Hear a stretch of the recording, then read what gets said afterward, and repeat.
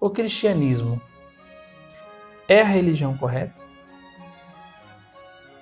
Por que já não se fala mais sobre esse assunto? Por que as pessoas, a maior parte das pessoas, pensam que isso é irrelevante, né? E até chato, um assunto chato para se discutir, né? É sobre isso que eu gostaria de falar nesse vídeo e gostaria de me dirigir aos professores, aquelas pessoas que são formadoras de opinião ou que exercem algum tipo de poder, de influência sobre os outros, tá bom? Veja, no nosso dia a dia, né, nas questões, quando a gente está conversando com as pessoas, com homens, né, nas questões de ciência, você percebe que as pessoas são objetivas no assunto, né? Existe uma completa ausência do seu próprio ponto de vista, né, nas questões de ciência. Eu, por exemplo, trabalho na indústria e quando a gente está discutindo qualquer assunto relacionado à indústria, claro, as pessoas são bem imparciais. Existe a opinião sobre o assunto, só que se a pessoa estiver errada, ela muda o seu ponto de vista na hora. Não, estou errado, tudo bem. Vou seguir essa norma, vou seguir esse caminho por aqui, né? É assim, né, na maior parte dos outros assuntos. Já quando a gente com esses mesmos homens discute as questões de comparar religião, você percebe uma mudança de comportamento, né? Ou seja, o que antes era imparcial passa a ser parcial e eles começam a tratar aquele assunto com uma certa intolerância, certo? Com um ponto de vista bem limitado. Bom, então, eu gostaria de citar aqui 2 ou 3 exemplos para que, pensando nessa questão de comparar as religiões, eu possa mostrar o quanto esses homens deveriam estudar mais sobre o assunto, tá bom? E quanto eles estão limitados no ponto de vista deles, tá bom? A primeira amostra é de um norte-americano chamado Ed L. Mencken. Mencken dizia que devemos observar que a mãe de todos os profetas e de homens que se asseguram ser mensageiros de Deus tiveram, né, as suas mães, o nome de suas mães com letra M, né, que começava com letra M. A mãe de Buda era Maia, a mãe de Adonis era Mirra, a mãe de Hermes era Mirra, tá bom? Esse argumento. Mas não soa muito bom, né? Tá? Existe uma argumentação do venerável Fulton Sheen, que ele citando que quando era criança tinha um alemão na rua da casa dele, e ele foi perguntar ao alemão qual o tipo de carro que o alemão tinha. E daí o alemão fala para ele, olha, os melhores carros do mundo começam com a letra P, né? O Peerless, o Packard e o Buick, que na verdade é Buick com B, né? Mas ele tinha um Buick, né? Então, bem, poderia ser um bom argumento, né?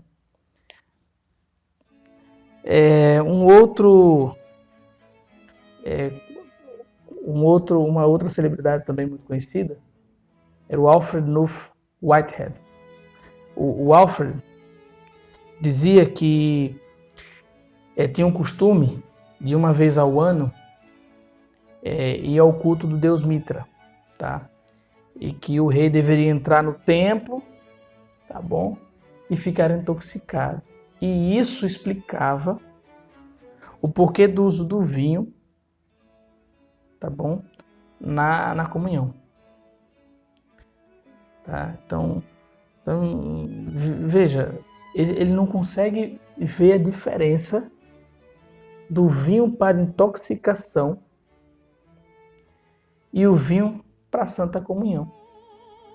Ele não conseguia ver a diferença de um cadastro para amarrar um sapato e um cadastro de amarrar no pescoço, se enforcar, se matar, né? Tá? Agora vamos aqui para um outro argumento bem comum, utilizado aí não somente por pessoas, não vou citar mais nomes agora, mas de modo geral, no mundo todo, tá bom? que é o seguinte, seus argumentos são basicamente o seguinte: todas as religiões fazem uma adoração ao Deus Sol, tá? Alguns deuses explicam quase todas as religiões pelo Sol, tá bom? Por exemplo, Apolo. Apolo teve um nascimento milagroso, né? Átis veio de uma religião pobre. Osíris se levantou dos mortos. Ptah também veio de uma religião pobre. E então qualquer um que aparecesse e afirmasse que havia dado a luz ao mundo, como por exemplo nosso Senhor Jesus Cristo, na realidade ele não fez nada disso. Ele foi desenvolver o mito.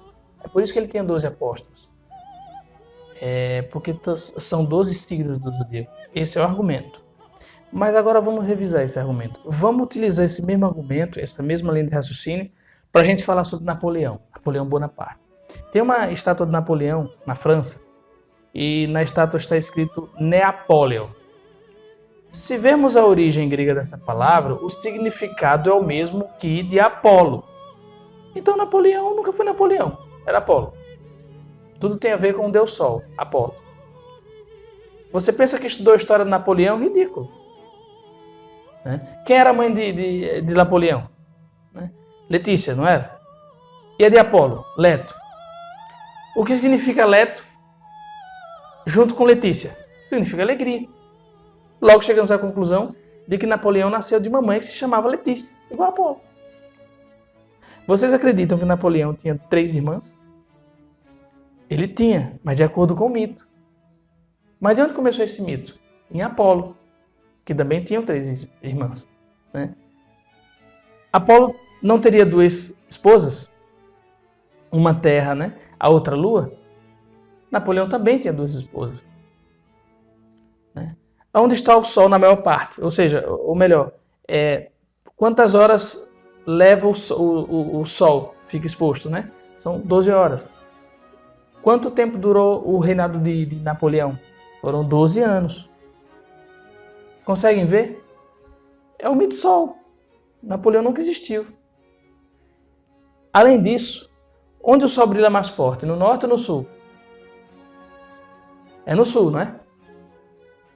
No norte ele é mais fraco. Ou não? Onde Napoleão foi vencido? Na Rússia. Conseguem ver? Napoleão nunca existiu. É um culto ao Sol. Pense. Aqui estão 2 falsos argumentos que eles utilizam. O argumento 1 é que qualquer que seja religião primitiva se equivale a uma religião original.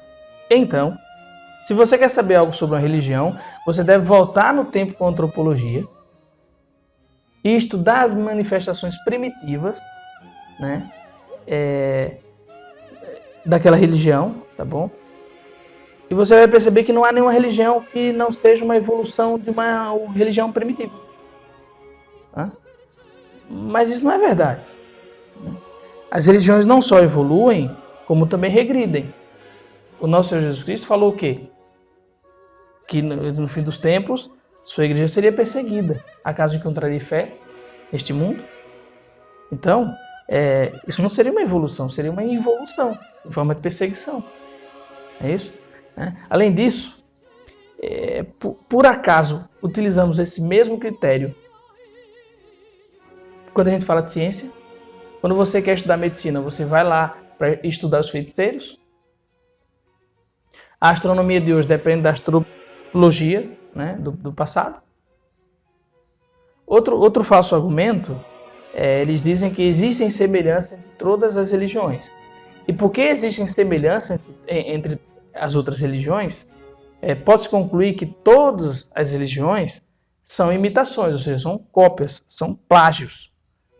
E é por isso que não existe uma religião divina, são todas humanas. É claro que existe semelhanças, mas não é verdadeiro o fato de que se você disser que uma coisa parece com a outra, o outro é igual.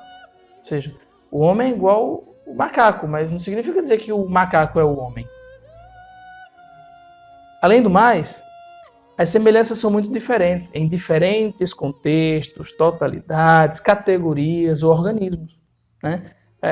Veja, por exemplo, o sexo entre os homens é muito diferente do que o sexo entre os animais, né? O carbono, né, em combustível é diferente do que o carbono no nosso corpo. Assim, você pode ver que certas coisas que acontecem, certos direitos e práticas litúrgicas de uma religião têm um significado completamente diferente e um contexto completamente diferente, né? Você veja, por exemplo, a abstinência de carne, não comer carne. Superficialmente falando, você não vê muita diferença entre o islamismo, o judaísmo e o cristianismo, mas a motivação é completamente diferente, né? E também não é muito lógico você dizer que só porque as religiões são semelhantes, elas são todas feitas pelo homem, né? Veja, você vai numa galeria de artes e ali vê vários quadros pintados com várias cores. Você não pode chegar e dizer que todos aqueles quadros foram pintados pela mesma pessoa, só porque as cores são as mesmas, ou por um animal, sei lá. Não devemos usar esse tipo de argumento, tá bom? E é claro que existem semelhanças, simplesmente porque o homem possui certas tendências e ânsias que são naturais, tá? Do ser humano, né? No mundo inteiro, né? Você veja, por exemplo, o desejo de adorar que o ser humano tem. O homem reconhece seu nada diante a criação, tá bom? Ele vai lá, pega o animal, o melhor do seu rebanho, sacrifica, pega o vinho, derrama, pega o trigo, queima. Ele faz essas coisas como representação de si mesmo, né? Então, ao destruir aquelas coisas que são necessárias para a vida, para o bem dele, o que ele está querendo dizer na realidade, eu sou indigno de existir em sua presença, tá bom? Por outro lado, usemos agora, tá bom? Como exemplo, a transcendência do cristianismo, tá? Ou seja, qual a diferença entre o cristianismo e as outras religiões, tá bom? A diferença é que todas as outras religiões, todas, operam da seguinte maneira: o homem que vai para Deus, tá bom? O homem que vai para Deus. A maneira como o homem vai para Deus, ela pode variar, tá bom? Ela pode variar. Pode ser que vá através da contemplação, da abnegação, ou através da mortificação, ou conectando-se com o universo, né? Ou por aceitação da vontade de Deus, né? Essas são as diferenças entre, por exemplo, o budismo, o confucionismo, o hinduísmo, a filosofia de Lao Tse e outras. Mas em cada uma delas, tá? E até mesmo nas religiões psicológicas dos Estados Unidos, é o homem que se livra sozinho de suas amarras, põe a sua coisa assim na coluna, na costela e vai. É o homem que se livra só e vai, tá? Mas no cristianismo, como é que acontece, né? Que é a única diferença, que é a única religião diferente. Acontece da seguinte maneira: Deus que desce ao homem, não é isso? O homem é fraco e precisa de um presente. Tá? Como algo pode subir se não sendo levantado por alguém que esteja numa posição mais alta que ele? Né? Como os nutrientes chegam às plantas? Como as plantas chegam aos animais? Como os nutrientes, as plantas e os animais chegam até nós? Nós que os pegamos. Trazemos a nós, mudando a natureza deles. É dessa maneira que o cristianismo começa, né? Deus descendo ao homem. levando, dando a ele uma nova natureza, de tal maneira que já não seja mais a sua própria natureza. A sua natureza mudou completamente. Essa é a diferença entre elas. E tem outra diferença, e essa diferença tem a ver com a pré-história, tá bom?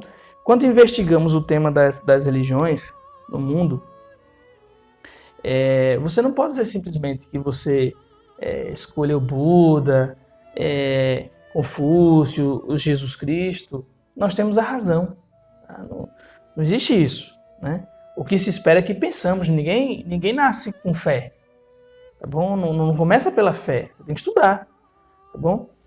Temos que correr, que ir atrás, entendeu? Buscar finalidade, identificar, enfim, que caminho a gente tem que seguir. Não é por imposição que a gente segue algum. É por estudar, é por seguir, tá bom?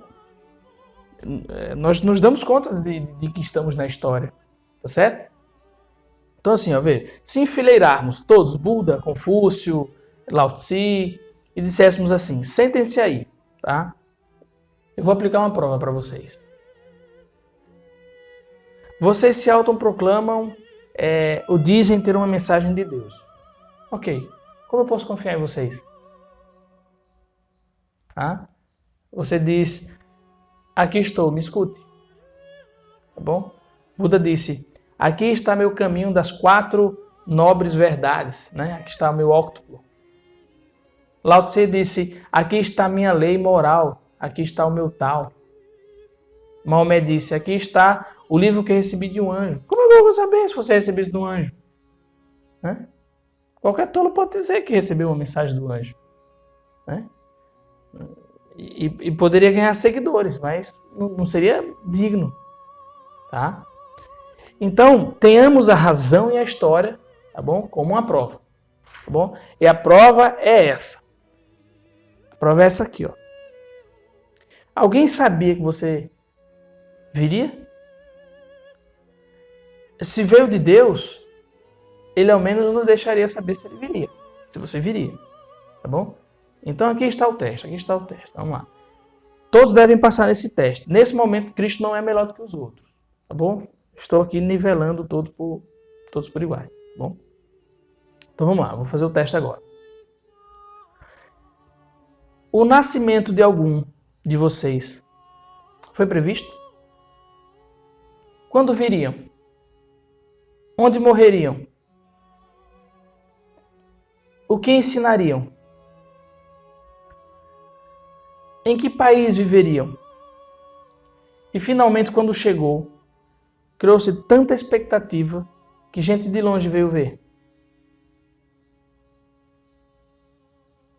Alguns de vocês podem vir à frente e dizer, sim, alguém me esperava? Somente um poderia fazer isso. Tá? E ele é Jesus Cristo. E isso não prova ainda que ele tem origem divina, só que ele merece ser estudado. Tá? Existe um contexto razoável para estudá-lo. Tá bom? E outra diferença entre elas, entre Jesus Cristo, entre o cristianismo e as outras religiões, é o fato de que todas as religiões deixaram um método. Né? Eles deixaram um método, uma forma, uma doutrina, uma lei a ser seguida. Eles disseram, siga esse método, siga essa lei, tá bom? Obedeçam essas regras e viverão. Mas o nosso Senhor Jesus Cristo não fez isso. Tá bom? O que ele fez? Ele disse, eu sou a verdade. A verdade se identificava com ele porque ele era Deus. Você não pode se apaixonar por um termo da geometria. Você se apaixona por alguém real, alguém que veio aqui, a palavra, não a Bíblia. A Bíblia é escrito. A palavra que é Deus. Você se apaixona por ele, tocável. Ele que veio e habitou este mundo. Tá bom? Ele dizia que quando ele fosse elevado, atrairia todos para si. E a virtude começa a ser amada quando ela se encarna em uma pessoa. É por isso que ele é o Salvador de todos os homens. Porque ele dizia que quando fosse elevado, atrairia todos para si. E desse modo, quando veio a morrer, se desapropriou-se de si e disse, agora pertenço a todos os homens. Todas as outras religiões são religiões de resplendor. São religiões para dias felizes aqui. Mas a única religião que começou com um fracasso, com uma derrota ignominiosa, né? E, portanto, foi da adversidade que ele saiu para a ressurreição, porque ele era Deus. E é por isso que ele é o único que pode dar esperança nas dificuldades. E alguém deu a sentença. Nós temos um Deus que de um tropeço chegou ao seu trono. Deus seja louvado.